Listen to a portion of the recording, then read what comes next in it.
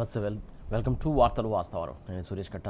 Right, ఈరోజు వచ్చినటువంటి ప్రధాన పత్రికలోని వార్తలు మనం చూసుకున్నట్లయితే ముందుగా నమస్తే తెలంగాణలో వచ్చినటువంటి వార్తలు మనం చూసుకున్నట్లయితే ప్రధానంగా బ్యానర్ ఐటమ్ చూడొచ్చు.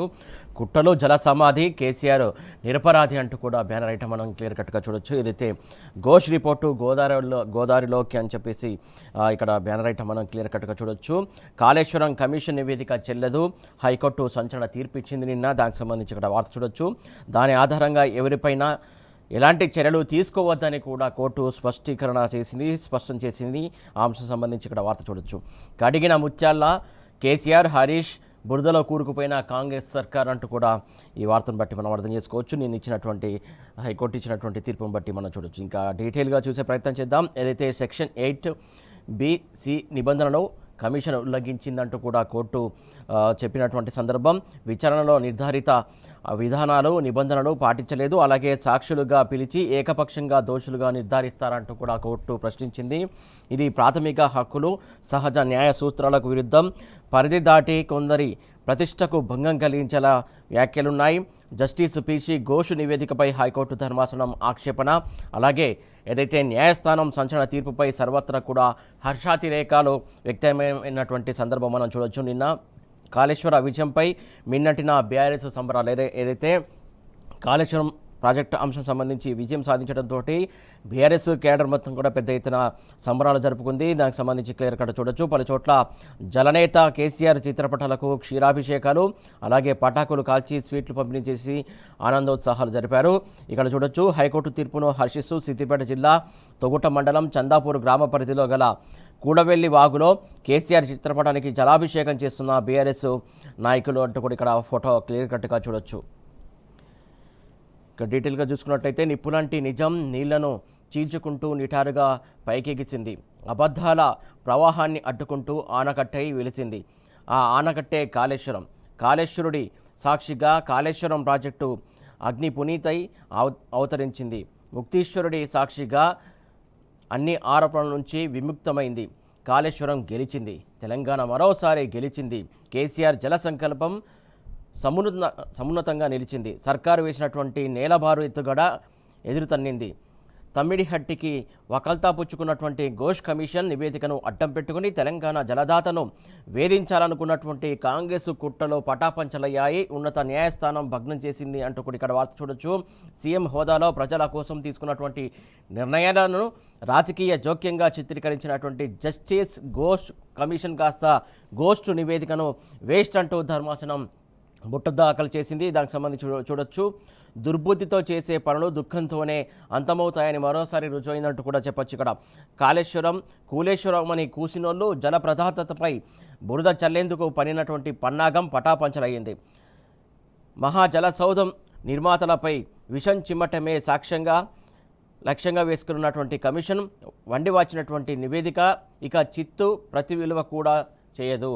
గుర్రపు గంతల విచారణ, కట్టుకథల రిపోర్టు రంగు వెలసి భంగపడ్డది.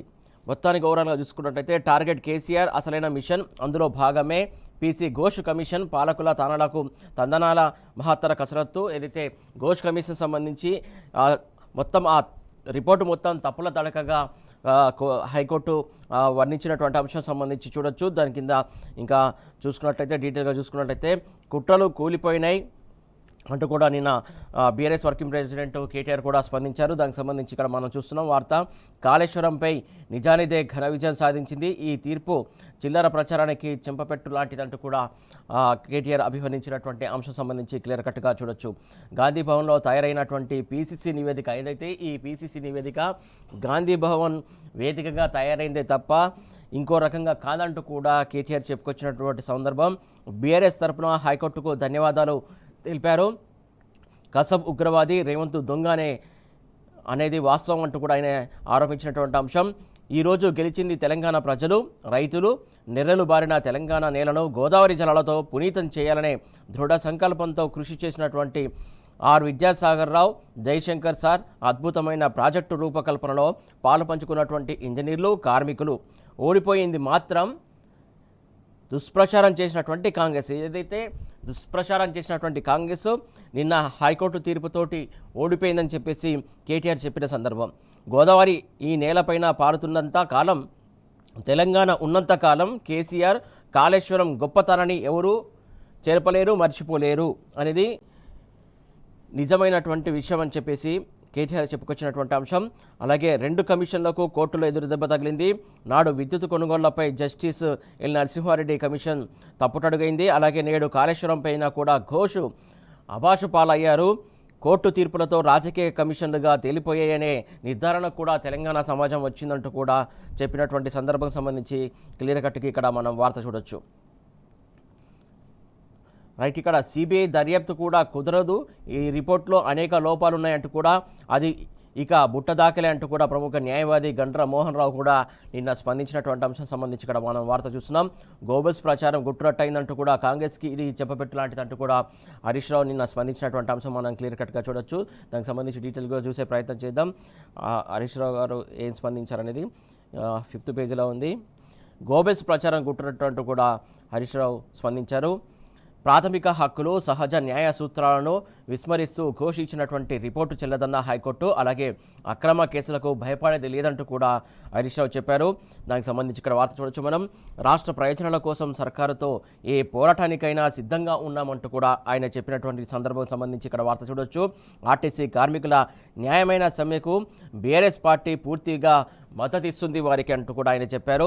వారి డిమాండ్లపైన ఆర్టీసీ జేఏసీతో రాష్ట్ర ప్రభుత్వం చర్చలు జరపాలంటూ కూడా హరీష్ రావు డిమాండ్ చేశారు. BRS LP deputy leader Harish Rao ఈ చాలా అంశాలకు సంబంధించి ప్రస్తావించారు, డిమాండ్ చేశారు. ఆర్టీసీకి సంబంధించి కూడా వారికి మద్దతు తెలిపారు. వడ్లలో 5 కిలోల తరుగు ఏంటి అంటూ కూడా ఆయన ప్రశ్నించినటువంటి అంశం సంబంధించి ఇక్కడ కూడా వార్త చూడవచ్చు. రాష్ట్రంలో రైతుల పరిస్థితి దారుణంగా ఉన్నదని, వారి గోడు ప్రభుత్వం పట్టించుకోవట్లేదని హరీష్ రావు ఆగ్రహం వ్యక్తం చేశారు.